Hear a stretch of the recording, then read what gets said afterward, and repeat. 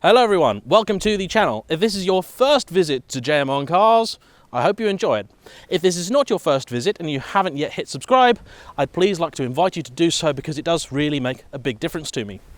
Now, I've been on something of a BMW bender this month, and for that I apologise. As a smaller YouTuber, it isn't always very easy to pick what cars we get offered and in which order they come to us.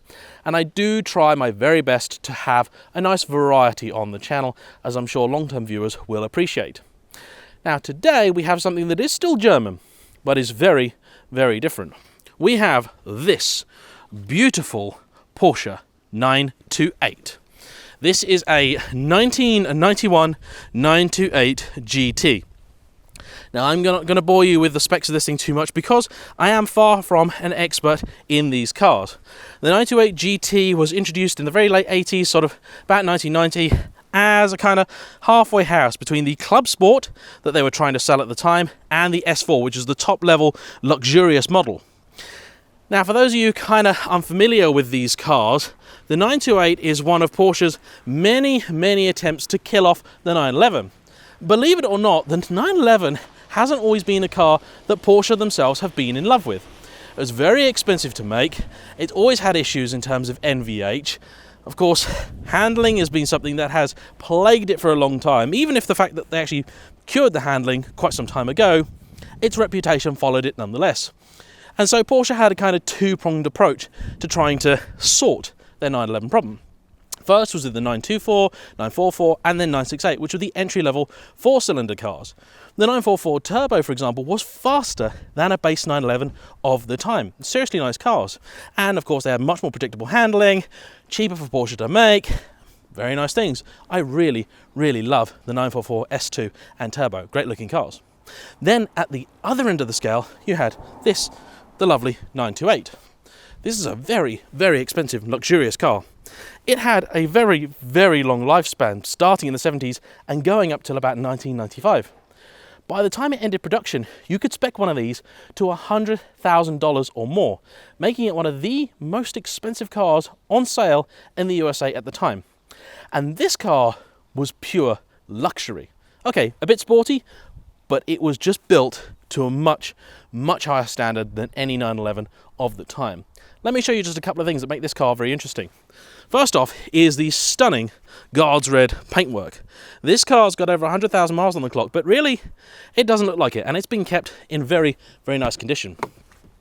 It's silly little things that set the 928 apart, like this ridiculous amount of sealing on the door. I'm fairly familiar with 911s of this period, and they do not feel anywhere near as solid as this.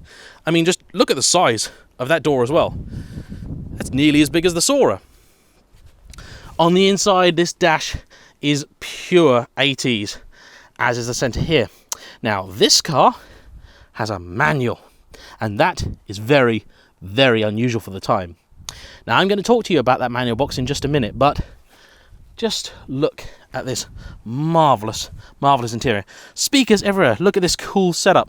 Is that a Blaupunkt Blue Magic sound system? This was a very fancy car.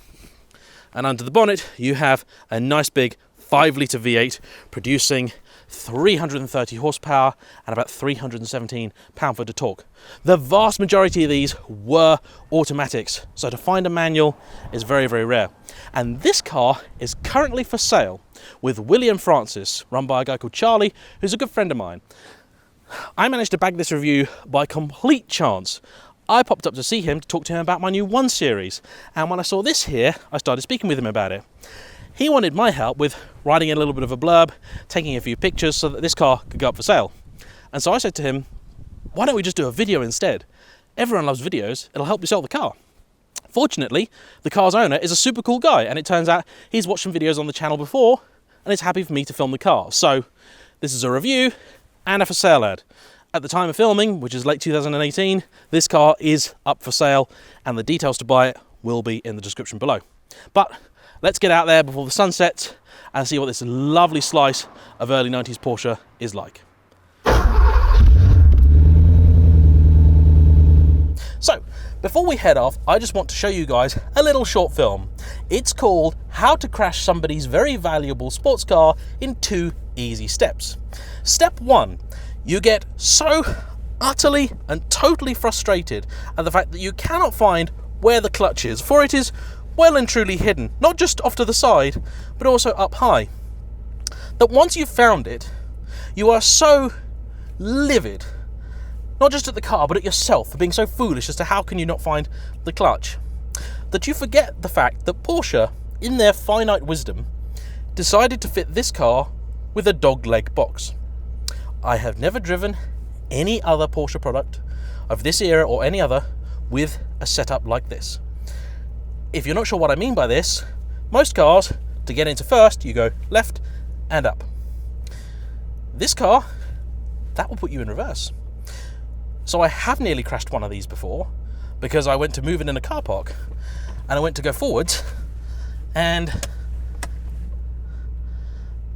I did that. It's one of these things. It is a mistake you generally only make once, or you try and only make once. Now, sat in this is about as far as you can possibly get away from a 911 of the period. I am sat low and far back with this enormous bonnet stretched out in front of me. Well, the throttle pedal requires quite some force to get it to do anything. It just takes some adjustment. Oh yeah, really quite firm. But when you do prod it, it does do something. Steering's really quite heavy. Very standard for Porsche. They like the steering in their cars to always be on the heavy side. I used to have a bit of a share in a 993, and the steering's a similar sort of weight. But the way this car's set up, it's not really geared as an ultimate sports car. It is geared more as a GT car, and the ride definitely gives you that kind of vibe. It's very, very plush. Road noise is not too bad. All right, we're only going at about 40 miles an hour at the moment, but it's pretty nice on that front. The gearbox does take some getting used to because you have to just constantly remind yourself what gear you're in. So if I put my hand down here, I think I was in 4th. I'm not, I'm in 3rd. Now the engine doesn't really like to rev all that much. The red line is about 6.5, peak power is at about 6, but it's a very flexible engine as you'd expect from an old school V8. And it makes a nice enough noise. And I'm sorry, but the sunnies have to come on. It's a safety thing. Oh yeah, that engine is just wonderful. So flexible. This is what old school, naturally aspirated V8 motors should be all about. We're going to get the car onto some more technical roads in just a minute. But from in here, just everything about this car feels so solid. The main problem it had was a reputation for being very, very expensive to maintain and to fix when it broke down.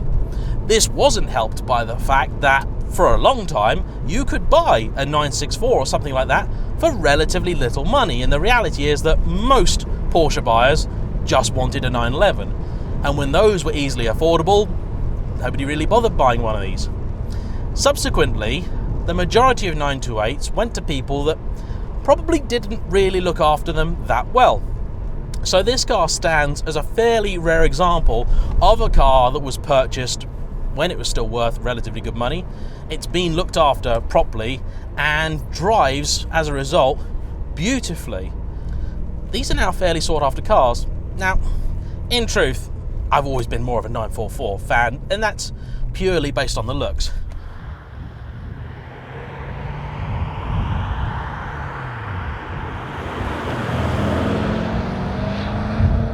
These seats are amazing. I mean, really, really good. Now, seats are a personal thing. What I find comfortable, you may not. But for me, these feel far sportier than you would expect. The bolsters really hug me really, really nicely. These are actually far better than the seats that were in my 996, which had the sports seats option. The 944 and its ilk for far too long just languished as a totally unloved car, and it's really a shame that it's taken 911 prices to go ballistic to make these actually get the prices that they truly deserve. Now, if you speak to anybody that's involved in classic cars, they will tell you one thing: all of these vehicles appreciate being used. So I am very glad to tell you that I have the owner's permission, for my pleasure, the car's benefit, and for your viewing pleasure, to stretch its legs just a little bit. Let's enjoy a bit of 928 noise. Now, this car has a limited slip differential, but not much more.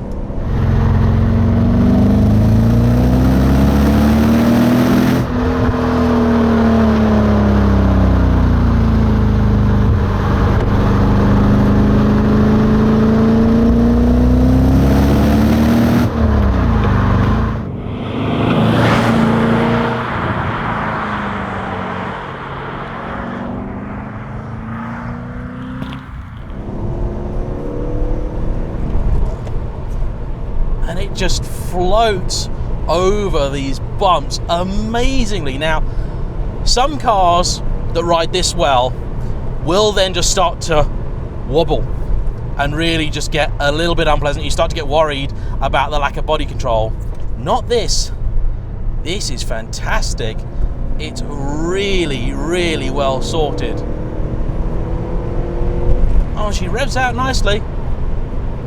GT doesn't mean race car to me. GT means you can cross a country in comfort with some luggage. And granted, storage space in this car is, shall we say, Corvette-like. Excellent for poster salesmen. Not so great if you want to sell anything that bulky. When you get to your destination, which, if you owned one of these in the early 90s, was probably Monaco or somewhere like that, you could enjoy some of the mountain roads too. Now, helping make this car an enjoyable steer, and it is an enjoyable steer, it's not got the most feedback through this fairly heavy column, but you do know what the chassis is doing, and that engine does what you tell it to. You have a very fancy limited slip differential at the back. Porsche called it PSD. What that stands for, I can't remember, but this is a computer controlled, remember, back in a time when computer controlled was exciting, limited slip differential that could go from 0 to 100% as required. So you've got whatever you need, whenever you need it. That's quite a trick.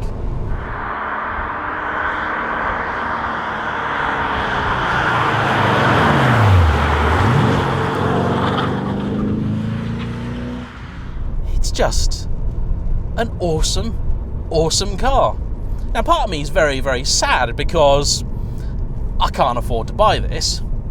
About 5 years ago, maybe I could have, and I probably should have. But I'm very glad that I got the chance to drive it, because, you know what? Honestly, I'm a big 911 fan. I really am. Pre-964, yeah, not so much. 964, love it. 993, love it. 996, love it. And that is controversial, I know. But really, I might not love looking at it, but as a driving experience, I think this is one of the best cars Porsche made.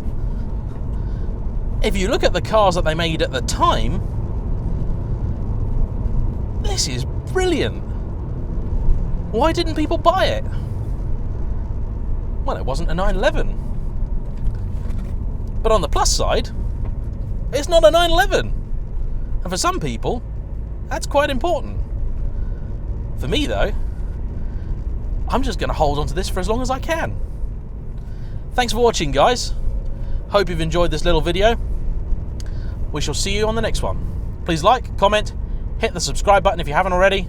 We'll see you soon. Bye-bye.